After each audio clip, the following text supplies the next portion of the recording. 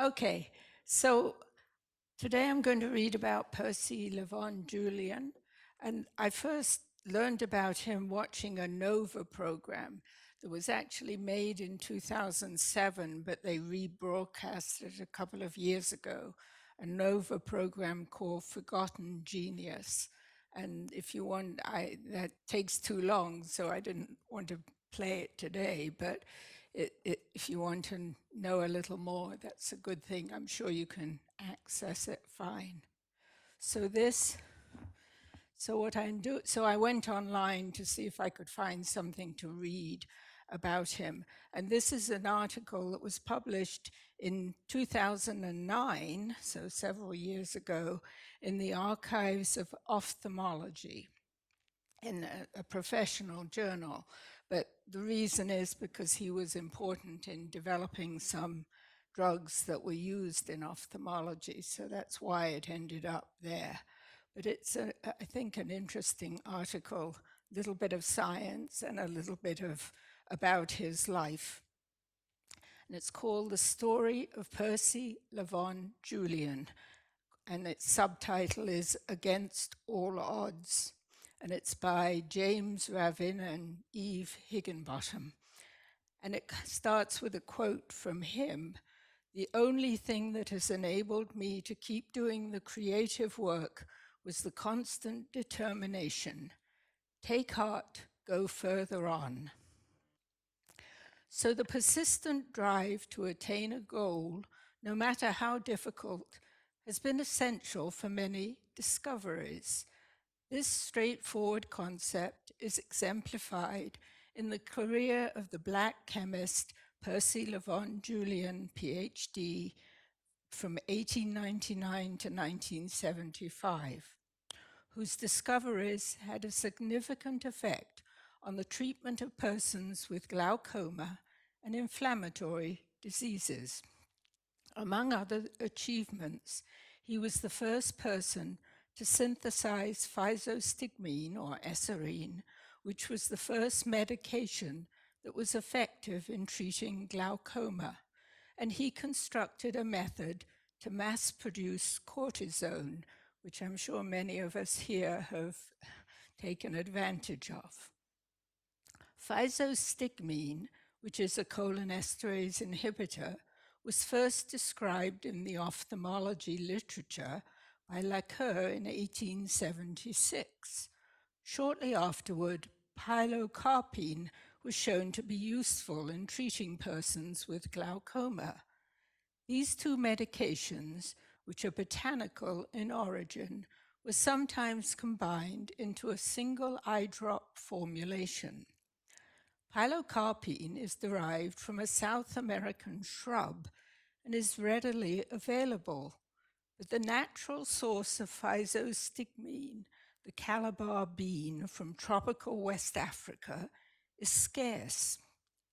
Julian's chemical synthesis permitted production of the medication in a large quantity at a reduced cost. Physostigmine and pilocarpine were the mainstays of the medical treatment of glaucoma for more than half a century. Adrenergic agonists were introduced commercially during the middle of the 1900s, and beta-adrenergic blockers, carbonic anhydrase inhibitors, and prostaglandin agonists were more recently developed. In recounting his life story, Julian often told friends how he dealt with the obstacles in his path to becoming a respected scientist, inventor, business leader, and champion of human rights. Although he was the grandson of slaves who had been denied formal learning, his parents emphasized education as the best means to success. He was born in Montgomery, Alabama, where his father worked for the United States Postal Service. Government employment gave the family higher social status than most blacks had at the time. His father was a prodigious reader who enjoyed difficult material in mathematics and philosophy. The Julian family was close-knit. In his youth, Percy sometimes worked with relatives in his grandfather's cotton fields. When the family would sing spirituals, young Julian wanted to understand the lyrics. Once he asked his great-grandfather, Cabe, to explain a song about the prophet Jeremiah. He was told the lesson to be learned from that biblical figure is that there is always a way out of difficulty. The optimism he gained from his great-grandfather and the strong sense of family unity were always important to him. Late in life, he would tell audiences that the breakdown of Black family life has removed the feeling of hope with which he was reared, a problem that has no simple solution. However, his motto was, "There's no such thing as can't." In the early 1900s, public schooling for Black children in Alabama ended with the 8th grade. After 2 years of private education at the State Normal School for Negroes in Montgomery, Julian was admitted to DePauw University, Greencastle, Indiana, as a sub-freshman in 1916. Family members who saw him off on the northbound train included a grandfather who waved a hand that was missing 2 fingers, the punishment for learning to read, and a 99-year-old grandmother who had established a record by picking 350 pounds of cotton in one day. Julian lived in the attic of a fraternity house at DePauw and was able to earn enough as a waiter to cover his tuition. Later, the entire family followed him to Indiana. Percy was the eldest of 6 children, each of whom graduated from DePauw. His 2 younger brothers became physicians. Despite weakness in his elementary education, Julian was an excellent student. He was elected to Phi Beta Kappa, obtained his bachelor's degree in 1920, and was valedictorian of his class. During the next 2 years, he was an instructor in chemistry at Fisk University in Nashville, Tennessee. Then he was awarded a fellowship in biophysics and organic chemistry at Harvard University, Cambridge, Massachusetts, in 1923. No faculty position was available for a Black man at that institution at the time, nor could he obtain a doctoral degree in his field of interest. Instead, he joined the faculty of West Virginia State College Institute, an all-Black institution at the time, as a professor of chemistry. In 1929, he was awarded a Rockefeller Foundation Fellowship, which he used to earn a doctoral degree from the University of Vienna, Austria.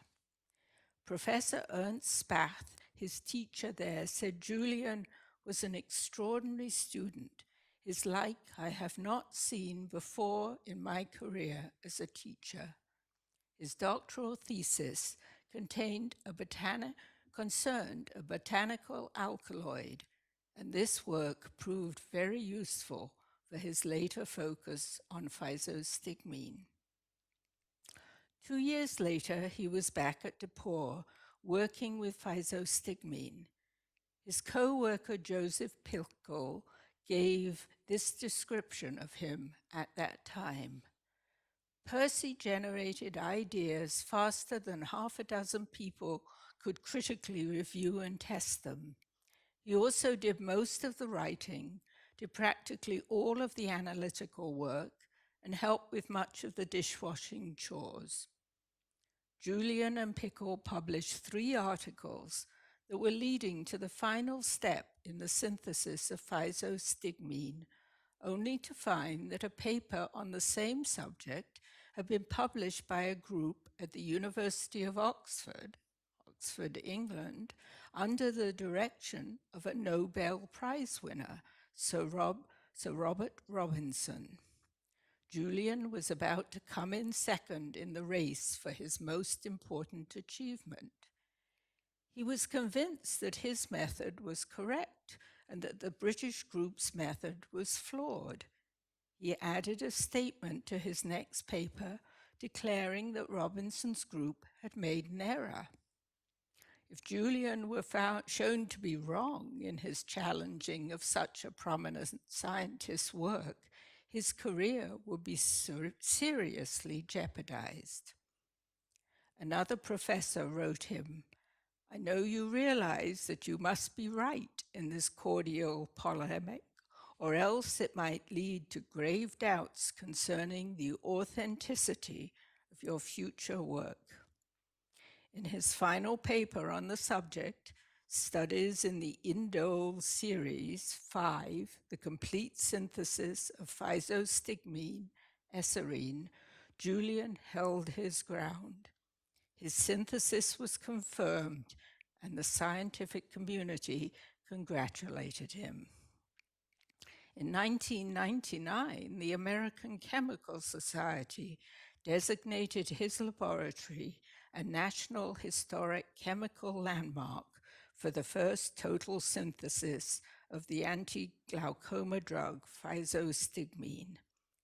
This accomplishment is considered one of the 25 most important achievements in chemistry in the 20th century, and later led to Julian's election to the National Academy of Sciences in 1973.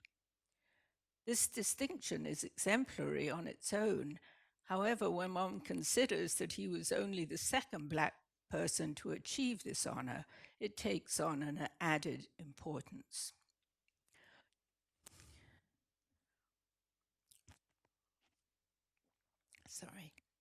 Julian spent 4 years as a research fellow at DePauw, but the trustees of both DePauw and the University of Minnesota, Minneapolis, denied him higher appointments to their faculties on racial grounds. Julian decided to leave academia for industry. He accepted a research position at the Institute of Paper Chemistry in Appleton, Wisconsin, only to learn that a statute in that city stated no Negro should be bedded or boarded in Appleton overnight. The Glidden Company in Chicago, Illinois, hired him as director of research for one of its divisions. Under Julian, this division increased its profits during his 18-year tenure, and he was responsible for filing more than 100 patents. One of the company's most useful products was closely related to his early research on physostigmine. He identified a sterol in the Calabar bean that led to the synthesis of progesterone from soybeans. This made the hormone available in large quantities for the first time. Soon afterward, in 1948, cortisone was shown to be useful for treating persons with rheumatoid arthritis. Julian devised a practical method of synthesizing it and other corticosteroids. By developing a cost-effective method to produce cortisone from soybean oil and later from yams, the benefit of cortisone treatment could be provided to a greater number of patients. Also, while at Glidden, he devised a fire retardant, aerofoam, which proved very useful for the military. This foam effectively quenched gasoline fires and saved countless lives during World War II. In addition, he developed a soy protein that became an important ingredient in latex house paint. However, Glidden wanted Julian to continue to concentrate on paint-related products rather than the botanical compounds that really interested him. They parted ways and he established his own company, Julian Laboratories, to produce hormones in bulk. He sold the company, which had sites in the United States and Mexico, to SmithKline and French Laboratories in 1961 for 2.3 million, a vast sum almost 50 years ago. In 1950, he bought a home in the Chicago suburb of Oak Park. An anti-integrationist tried to burn down the house. The following year, a stick of dynamite that was thrown from a car landed under a bedroom window. But the Julian family was determined to stay. In his words, the right of a people to live where they want to without fear is more important than science. His son, Percy Julian Jr., an attorney and civil rights leader, says they refused to be intimidated. Fortunately, the family was supported by many neighbors and the Chicago press. Percy Julian fought for civil rights for more than 50 years. During his lifetime, he received numerous honors, including honorary degrees. In 1993, his image was placed on a US postal stamp. However, these honors and accolades are less important than his lifetime of extraordinary contributions to society. We are fortunate that he persevered against long odds, saving sight and lives and making corticosteroids available to all. So I think that's a pretty impressive person. So it's rather short. So that's my basic reading, yeah. I was interested that I looked a little bit for George Washington Carver's one of the other people's famous black scientists. So I looked a little bit of him. He was a son of slaves and was earlier, and I was interested that both of them made contributions in botany and agriculture, sort of botanical science, and just maybe because the materials were more available to them, and this was something that they had better access to. But it was interesting that both of them did that. So I don't know.